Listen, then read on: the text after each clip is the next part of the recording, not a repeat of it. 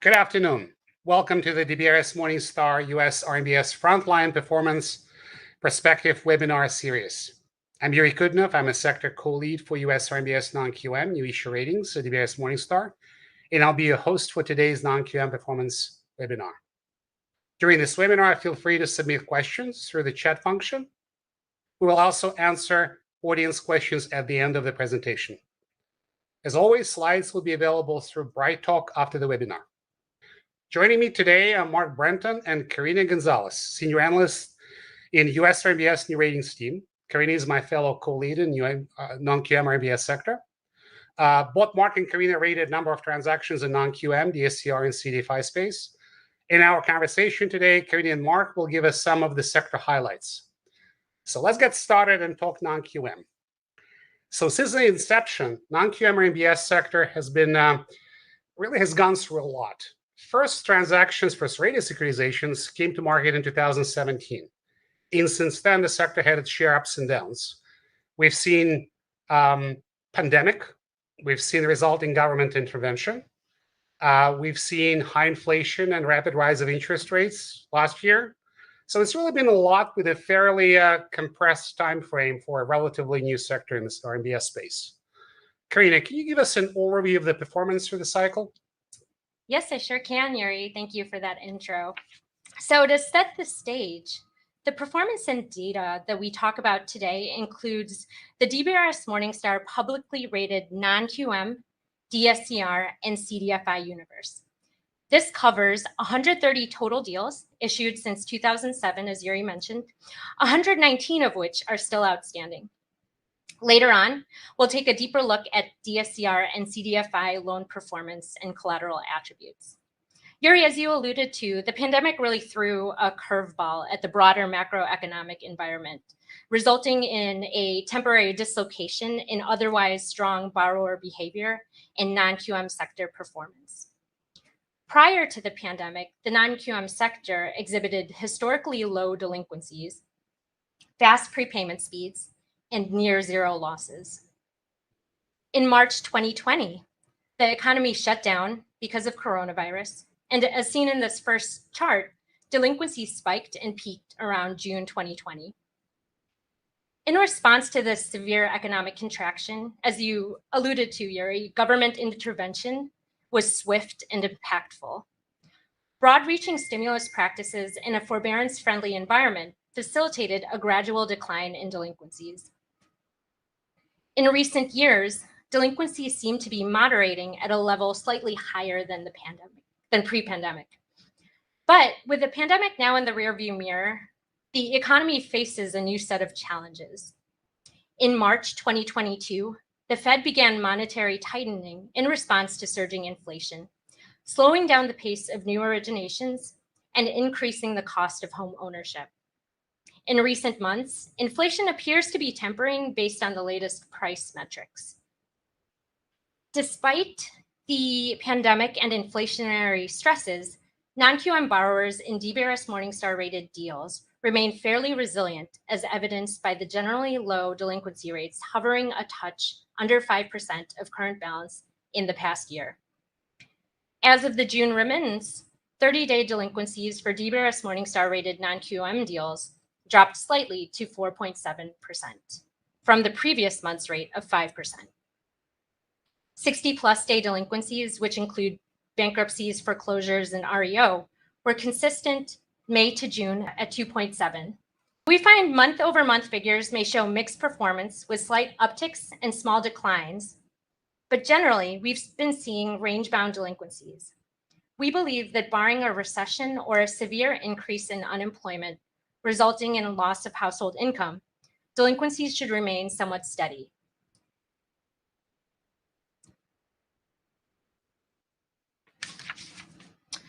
On this next slide, the left graph shows voluntary prepayments measured by the 3-month CPR, falling across all vintages from peak figures in late 2021.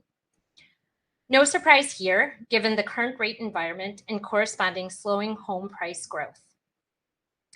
With mortgage rates reaching record highs, prepayments are getting pushed down because borrowers lack incentive to refinance their current mortgages or even to sell their existing homes and purchase new ones. Also, growing concentrations of investor Dscr loans with prepayment penalties may dampen voluntary prepayments as well. As of the June remittance, 3-month CPR across all vintages ranged from 8 to 12%, which is a far cry from prior peaks that reached close to 50% for some vintages. Across most non-QM vintages, 60-plus day delinquencies, as I mentioned on the previous slide, appear to be stabilizing. 2019 vintage deals showed the worst performance, with 60-plus around 6.7% as of June. All other vintages appear more contained, with 60-plus under 5% as of June. Some recent vintages are showing a steady growth of 60-plus day delinquencies, though delinquency rates do still remain quite low. 2021 to 2023 vintage deals range from 1.4 to 2.5% in 60-plus day delinquencies as of the June remit. Thank you, Corina. This is a very comprehensive overview. We've covered a lot. You mentioned delinquencies. Even though they're fairly modest, if not to say low, there are delinquent loans in non-QM RMBS. So, Mark, once the loans have gone delinquent, what happens to them? What pathways have they gone through in terms of being resolved over time? Thanks, Youriy. So there's some interesting graphs with the prepayments and DQ trends for the last few years. But it makes sense to pause for a moment and check out a recent snapshot of the vintages 90 plus, the serious DQ buckets, and see what's happening there. So right off the bat, we can definitely see the resolution outcomes are mixed over the last 6 months. Moment for good housekeeping, though. The 2023 vintage has not been seasoned long enough to make a meaningful calculation, so we'll cut the data off here with 2022. Getting back to it, Corina already showed the overall DQ are at historic lows, but there are still some borrowers who have gone delinquent over time. Now that we're able to look here to see how they've fared over the last 6 months, in other words, we have the 6-month transition rate for 90-plus loans. 2020 has fared the best in this slice, with the most loans having been satisfied as paid in full, and the largest amount of loans have either returned to contractually current or in the 30-day bucket. 2019 has basically the same amount still in 90 plus, around 34%, but we see that the earlier vintage has less loans prepaying in full, fewer loans able to resume payments as current, and a greater amount that went into foreclosure. The 2021 snapshot shows a much larger amount has gone to foreclosure compared to 2019 and 2020 vintage. It's fair to say that recent DQ resolutions are mixed without a consistent path across the vintages, so no one size fits all. Key takeaways here are really 2 consistent themes. 1, as we know, equity cures a lot of ills. Material down payments, further built by significant HPA in past years, provides borrowers incentives to find solutions during initial stages of delinquency and loss mitigation. But we still find that some loans will enter foreclosure, and we have seen some liquidations. 2, exit states, aka resolution out of serious delinquency, will continue to vary based on idiosyncratic differences amongst borrowers and pools. So thank you, Mark. It seems like there's no apparent pattern with delinquency resolution listed in recent months. Everything's sort of pool and deal specific. But Corina, Mark did touch upon liquidations as one of the ways these delinquent loans are being resolved. Properties back in them are being liquidated. What do you see in DBRS Morningstar rated deals in terms of liquidations and losses?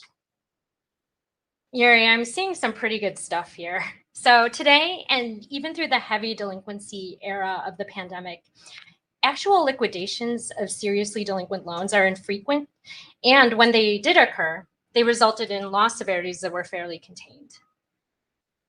Before we continue, I wanted to give a quick note on how we define liquidations here in this presentation and also in our non-QM performance commentary, which we issue on a regular basis. We define liquidation as a repayment of a previously 60-plus day delinquent loan, including those in foreclosure or REO, which resulted in a realized loss. Liquidations in RMBS typically occur when a property collateralizing a loan, which became seriously delinquent, is sold off. And then the sale proceeds are used to pay off the remaining loan balance and accrued interest, as well as repay servicing advances and other related costs. Although relatively sparse, Liquidations have been edging up in recent quarters. The slowly increasing frequency of reported liquidations suggests servicers continue to resolve delinquencies by liquidating properties backing delinquent loans, a trend we expect to continue. On the left side chart here, we show the 19 DBRS Morningstar rated non-QM deals that have incurred liquidations as evidenced by the conditional default rates. These liquidations resulted in decent loss severity rates of below 30% for most deals, with liquidations as seen in the right side chart. There have been some upticks in severities lately, and the chart also shows 2 deals with 100% loss severity. This reflects the 100% loss severity reflects 2 loans that were liquidated with very, very low loan balances. We consider those cases as anomalies as they don't entirely reflect the general performance trends that we see in the broader non-QM space. Although they are increasing, these infrequent liquidations and generally contained severity rates continue to keep collateral losses near zero in DBRS Morningstar rated non-QM RMBS. As seen in the right side graph, across all vintages, losses remained under 5 bips of original balance. These small realized loss amounts did not have a material impact on the credit performance of DBRS Morningstar rated deals, as none of the rated bonds incurred write-downs. This is likely because excess cash flow was sufficient to cover losses. Continuing on at the transaction level, as a result of robust historical prepayments and low losses, non-QM structures experienced an ample buildup of credit enhancement. Credit enhancement here is defined as a share of the current balance of the subordinated bonds available to absorb losses. Despite slowing CPRs, credit enhancement remains strong, though in recent months has been growing at a much more muted pace. The weighted average credit enhancement for the senior-most bonds in DBRS Morningstar rated non-QM is about 42%, which is up from the original credit enhancement of about 32%. And the share of 60-plus day delinquencies on average are about 2.6% of current balance or 1.5% of original balance. This relationship between current credit enhancement and serious delinquencies shows that on average, senior bonds continue to be relatively well protected, which bodes well for non-QM RMBS performance.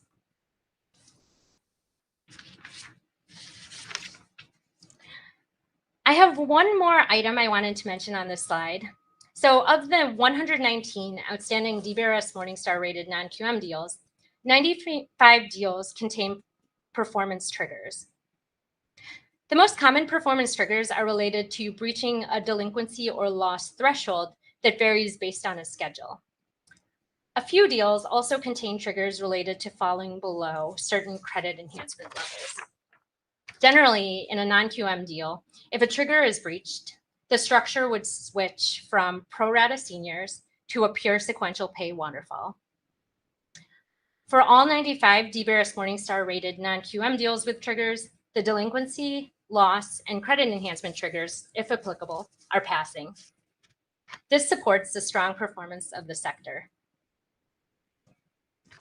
Thank you, Corina. This is a very useful information. I feel like between you and Mark, we really covered a lot of ground in describing non-QM RMBS performance through the cycle. The conversation about performance would not be complete without taking a closer look at the underlying credit attributes of these loans.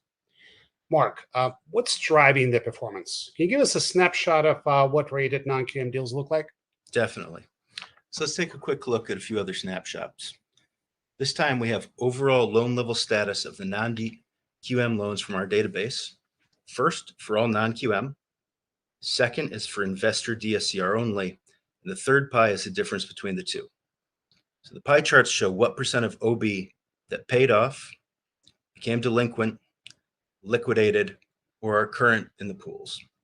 So across rated non-QM deals, about 98% by OB have either paid off or are contractually current making the loan payments. Obviously, the delinquencies are thus also very small and similar across the segments.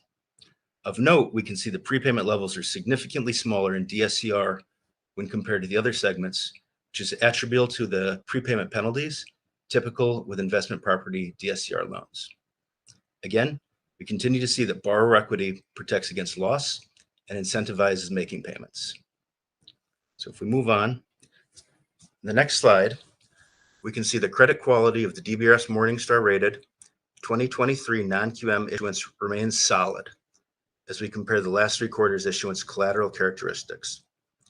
Reviewing the metrics from right to left, from the end of 2022 through the first half of 23, we see the pullbacks climb as we continue our slog through this high rate environment. While credit remains solid, we do see some slight deterioration, really more of an expansion, if you will, in the FICO LTV in Q1 before pulling back in Q2, ultimately very similar and just a bit wider than Q4 2022. In the collateral, we also see the ARMS concentration is significantly higher over this time, somewhat around 80% or so higher from the Q4 2022 to the Q2 2023 deals. The collateral profiles, expansion and subsequent tightening are reflected in our aggregated weighted average DBRS Morningstar pool expected losses seen at the bottom of the strats. To caveat, these are here only as an indicative aggregation to aid our discussion. Wrapping it up, once again, overall credit quality is solid. As we move on from collateral to transaction features, we can see consistent, stable features. The transactions are typically from repeat non-QM issuers, though we have been seeing seasoned aggregators with deep experience in other non-agency products becoming more interested and active in the non-QM space. Third-party diligence and reps and warranty frameworks are pretty standard at this point. On the diligence front, it's generally 100% diligence with credit and valuation, and then regulatory compliance where applicable. For reps and warrants, for the most part, these frameworks have not deviated meaningfully within the NQM sector. When we move to cash flows, big picture, again, the features are consistent. This means a sequential structure, pro rata seniors, subject to a sequential trigger based upon pre-specified levels of cum loss and delinquency. The Class A is typically fixed rate, subject to net WAC, and we continue to see step-up coupons, also subject to the net WAC cap.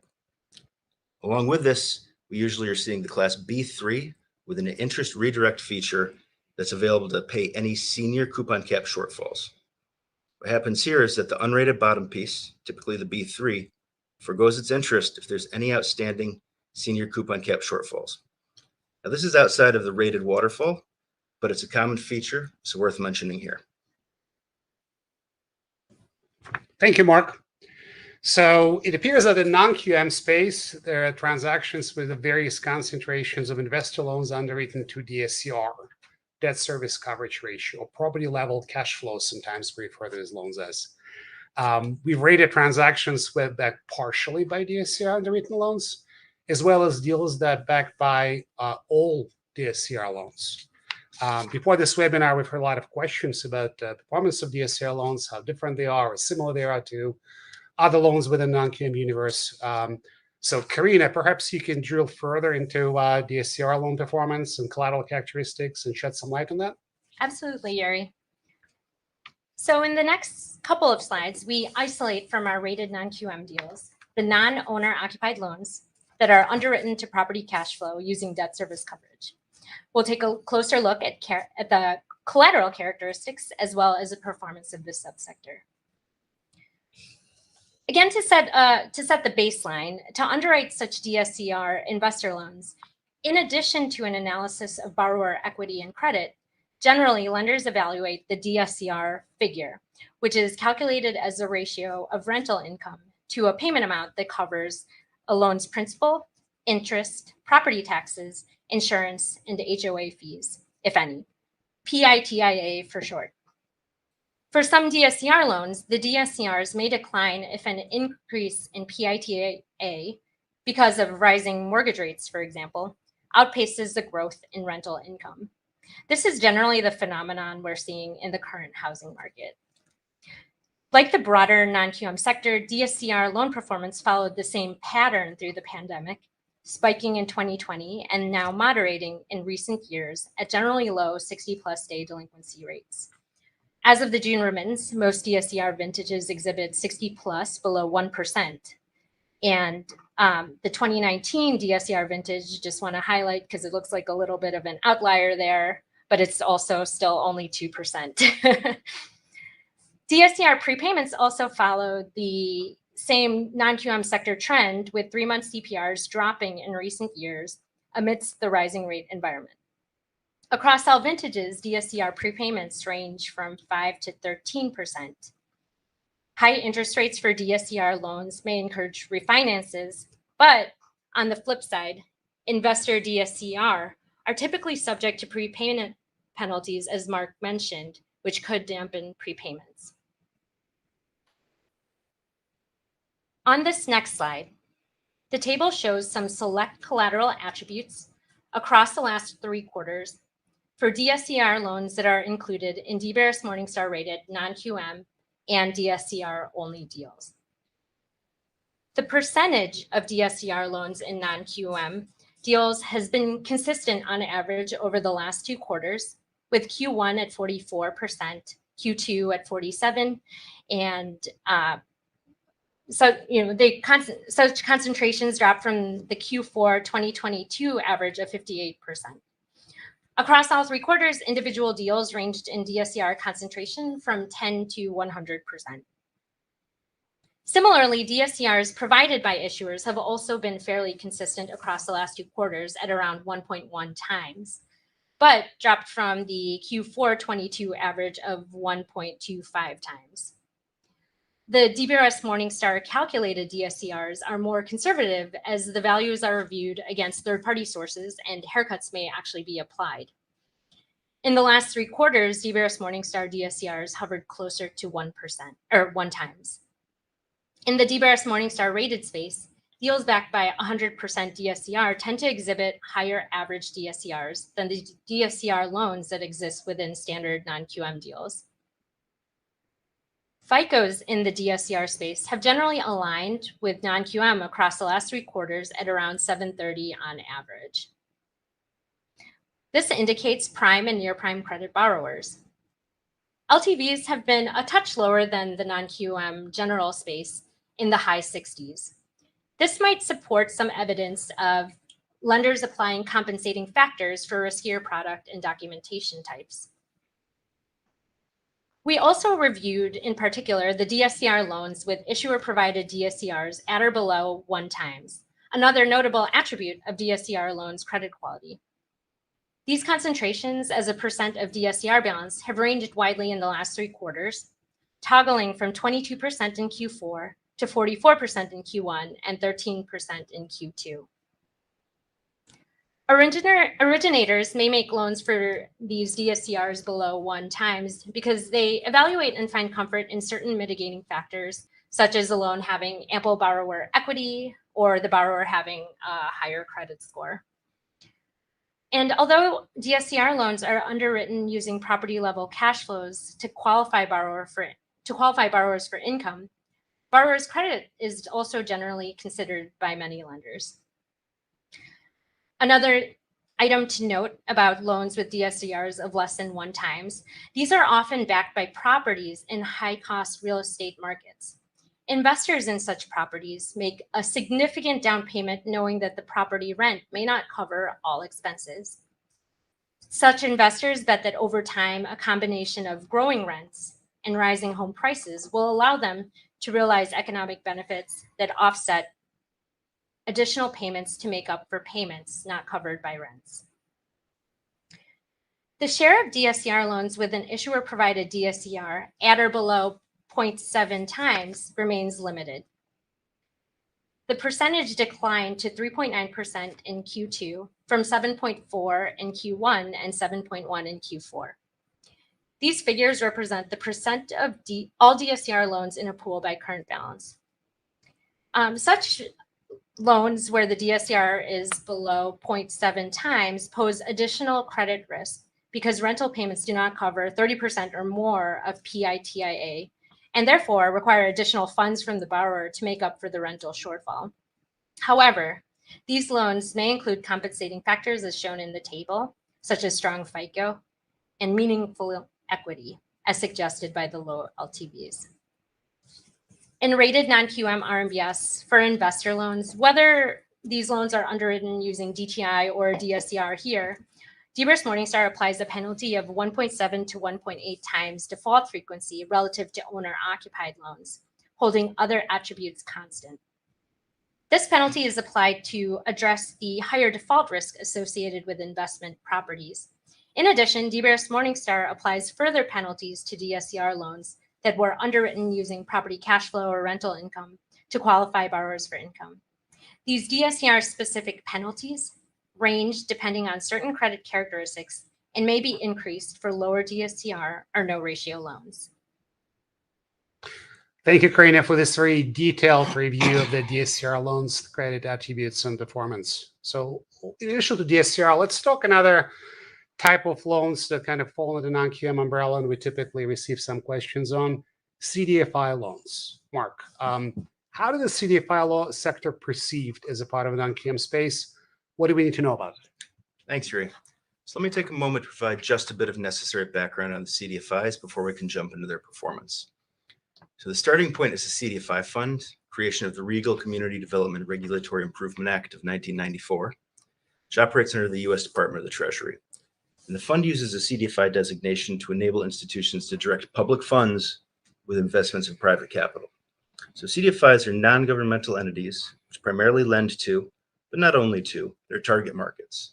The majority, or to be more specific, at least 60% of the loans or services do need to be given to the target members. However, the remaining proportions can be directed to any borrower, regardless of their inclusion in a target population or community. So the focus of a CDFI is to provide service to people that, for a variety of reasons, have not been able to benefit from traditional financial services. Because of this, CDFIs have been given flexibility to offer loans that might otherwise be non-standard. With the 2014 CFPB implementation of the QM and ATR rules as a response to the global financial crisis, the rules were designed to protect consumers from predatory lending practices and certain mortgage features.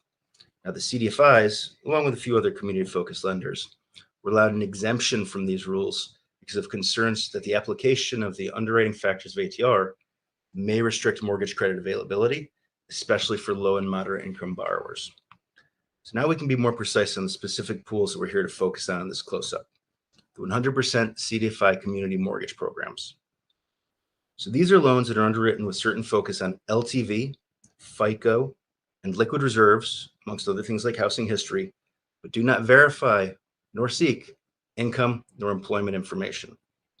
As such, the documentation coding, which is of course a key aspect of RMBS analysis, is reduced, meaning weaker, holding all else the same, when compared to loan origination programs like typical non-QM that will verify income. For those interested in learning more about CDFI, the history and the nuance, please refer to our website, dbrsmorningstar.com, for a CDFI primer from November 2022, also available on Break Talk. With that out of the way, CDFI community mortgage transactions are performing acceptably within expectations, with delinquencies at overall low levels tracking and slightly higher than non-QM transactions. Prepays have been typically somewhat faster, but more recently in line and a little above non-QM. So in CDFI, there's been no losses, liquidations, in the publicly rated 100% CDFI transactions. 60 plus DQ are around 3 to 3.5%, depending on your preference for units in current balance or OB. We've provided both given the historically faster prepays. Right now, the 3-month CPRs are over 10%. The CDFI data set presented here is aggregated loan level data from publicly rated CDFI community mortgage deals. Now, because 100% CDFI securitizations haven't reached substantial volumes, the CDFI performance figures here represent limited data when compared to the non-QM performance, which covers a few extra years and significantly more transactions. If we take a closer look at the actual makeup of the pools on the slide 13, we can see the aggregated collateral characteristics and also come back to the nuances of CDFI origination. So here overall, we can see the credit is robust. Weighted average FICO is in the same range of non-QM DSCR we had seen earlier, the mid 730s, and a weighted average LTV around 68%, also similar to the non-QM and DSCR, indicating substantial equity. As we've seen how these CDFI community deals are performing similar to the broader NQM space, i.e. low overall DQ, robust collateral profiles, this is a good time to drill quickly into the other key similarities and differences with non-QM. On the deal side, the cash flow structures have evolved from a simple sequential pay with a single senior and a sub-stack to effectively the same structure as non-QM. If we recall back to our earlier discussion, that's a pro rata senior group with sequential trigger due to cum loss or delinquency. Third-party diligence and reps and warrants are also similar to what we've previously discussed today in the context of NQM. It's 100% diligence. Of course, the compliance testing, not applicable to CDFI, wouldn't be performed, and the typical reps and warranty framework still applies. Of note, unlike non-QM, U.S. credit risk retention rules effective in 2015 do not apply to the 100% CDFI transactions. Thank you, Mark. So we've reviewed the performance of non-QM RMBS thus far. It's stable, somewhat slower prepayments, but very low delinquency rates, low losses, and frequent liquidations. Decent resolution rates, growing credit enhancement, full rated classes. So sector is performing as expected, if not perhaps better. Let's get the crystal ball out and think about the outlook. Mark, you've done such a good job describing CDFI loans, so you get the bonus question. What is the outlook for non-QM RMBS? Well, there's definitely some challenges, but there's also definitely mitigants. So obviously the economy is a major driver for a borrower's ability to repay. Unemployment's remained low, but inflation lingers. Future delinquencies are really dependent upon borrowers' income, and if there were to be a recession. Worth noting, with these historic lows in NQM, it's reasonable to expect some rise just because the starting point, the base, is so low. With all that said, house prices are high, inventory is tight, and existing borrowers and securitizations typically have large amounts of equity. On the bond side, given rates, there's likely to be limited to no appetite for calling transactions, so that with reduced prepayment speeds, we're likely to see deals and bonds continue to extend. Now, even if delinquencies were to rise, do keep in mind that the post-crisis cash flow structures are quite robust. Principal can often be used to pay interest, and the performance triggers can also shift payments to IIPP to protect the senior-most bonds as well. Further, as we saw earlier, there's been a significant build of credit enhancement, especially for seniors, and there's significant ratios of hard credit enhancement to current delinquency. Thank you, Corina. Same question to you. What's your outlook on non-QM RMBS?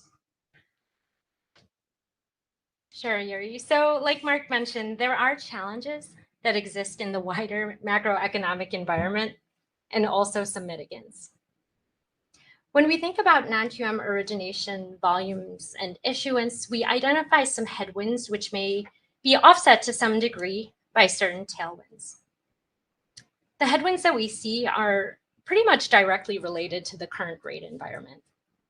With mortgage rates at all-time highs and the pandemic run-up in home prices, low affordability discourages borrowers from leaving their current homes and also discourages renters from becoming homeowners. With reduced refinances and less new home purchases, then naturally we'll see voluntary prepayments likely remaining depressed and mortgage volumes generally muted. With low coupon collateral backing earlier vintage non-QM deals, there's also, as Mark mentioned, lower appetite for call activity in the non-QM space, which translates into less RMBS deal collapses. This somewhat limits seasoned loan contributions into non-QM deals. Despite these headwinds, certain tailwinds may help to shore up volumes or at least offset declines in volumes. Although the past year and a half exhibited severe pricing volatility, there are windows of opportunity where pricing can make sense and the economics of securitization are decent for issuers. Also, lenders may choose to expand underwriting guidelines to compensate for declines in mortgage demand. However, relatively speaking, underwriting of loans and rated deals do tend to remain fairly tight. Finally, originators may introduce new lending programs, products, or features to offset higher mortgage rates. We're seeing renewed interest in temporary buy downs and shorter reset arms, which are products that offer more favorable rates temporarily. Lenders may also consider tapping into less targeted consumer bases like foreign national borrowers as an example. Ultimately, future volumes and issuance and also performance will depend on a lot of moving pieces, such as those pesky inflation figures, where the Fed will go with rates, how severe a recession is if it occurs, or if unemployment stays or deviates from its current levels. For now, we believe rates may persist at their current high levels for a while and volumes will remain fairly muted. We will continue to monitor the broader economic environment and its impact on the non-QM market. Thank you. So it sounds like our forecast in general is, maybe a few bumps on the road, but generally clear, no major storms, a few headwinds, a few tailwinds. Yeah. Is that about right, guys? Yeah, I would say that. Good sum up. Good. Thank you, Mark and Corina. This concludes our prepared remarks. We will now open up the chat for audience questions. We'll give a few seconds to gather these questions and I'll start addressing them. All right, we have a first question. How many CDFIs are you talking about in non-QM transactions? So we interpret that question as to how sort of promulgated the CDFI loans are in these deals, how many CDFI deals we have, and so forth. Mark, can you shed some light on that? Definitely. So to answer the question, the CDFIs, there are 9 100% CDFI community transactions. Predominantly, this is one originator. In general, there's over 1,000 CDFI institutions, but we've seen mortgages, generally in the PLS securitization market from about 3 to 4 over the last few years. But that said, we do get a little bit more into that in that primer we referenced earlier. But to answer your question again, this is predominantly a single originator, 100% CDFI transactions. Great, thank you, Mark. We have another question. Have you seen any new product types on loan features in non-QM space? Corina, I think you might have touched upon that, but Mark, you might take this one as well? Sure. So definitely, Youriy, we've been speaking to originators and issuers, and we've seen kind of, I'd say it's twofold. We've seen the interest in both adding existing production into securitizations that maybe was being originated by these originators in small amounts. So things like that might be temporary buy downs, closed-end seconds, ITINs and the like, along with short-term rentals in small concentrations. And obviously also, I don't think we got too into it, but we do see some cross-collateralized loans as well in the Dscr platform. And at the same time, this is what's showing up in our securitizations or being proposed sometimes in very small concentrations. HELOCs, of course, are their own asset class. And then we're also seeing interest in products where borrowers can sort of tap into that home equity, take advantage of HPA. Got it, thank you. And then maybe for the broader audience, the ITIN loans you mentioned, there's an individual tax identification number that was made to borrowers with in sort of special or developing residency status in the U.S. We see some of the small loans as well. So thank you, Mark. We have another question. What changes have you seen since the implementation of the new QM rule?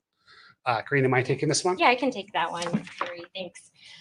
So I think it was June 2021 when the CFPB implemented or proposed a new rule to the QM ATR rule. And then by October 2022, this new rule became mandatorily effective. So there was some gap where there was, kind of an optional. You could choose the old rule or you could choose the new rule. The change essentially was a movement to more of a pricing-based approach in terms of determining QM designation. And a big piece of that was essentially the replacement of Appendix Q with consider and verify standards, which Appendix Q, as a lot of lenders are very much aware, was very prescriptive and a little bit more well-defined, whereas consider and verify may have some more room for interpretation and flexibility. I would say in the PLS space, We haven't seen a huge direct shift as a result of the new rule in terms of pool compositions. Prime deals, they're still pretty prime. Pools are generally pools are generally backed by, high FICO borrowers. They're underwritten to full doc. DTIs may have crept up a little bit in the prime space, but generally, we're not seeing kind of the inclusion of stuff that would historically have been non-QM under the old rule. So, for example, we're not really seeing interest-only loans or bank statement loans in kind of a traditional prime jumbo pool. Also, I will caveat that with after the refi boom in 2021, there just are not so many prime deals being issued across a bunch of different lenders or issuers. There might be a couple active ones right now. I will also mention that as a rating agency, we haven't updated any of these specific adjustments that we make in for non-QM designation or QM rebuttable presumption designation, but because of the change in the rule, there might be different loans that now kind of would be subject to or not subject to those penalties on loss severities. And just talking about the DTI, which is kind of a big release of the new rule, we do incorporate an analysis of DTI for certain types of pools. And then, regardless of whether you're QM, non-QM, we do a deep analysis of the documentation type as well. Those specific features may not really change just specifically because they're QM or non-QM, but, the default frequencies in our model may change because of those features. Thank you, Corina. It looks like at this point, we don't have any questions in our queue. We'll give it a few more seconds and see if we will need to conclude.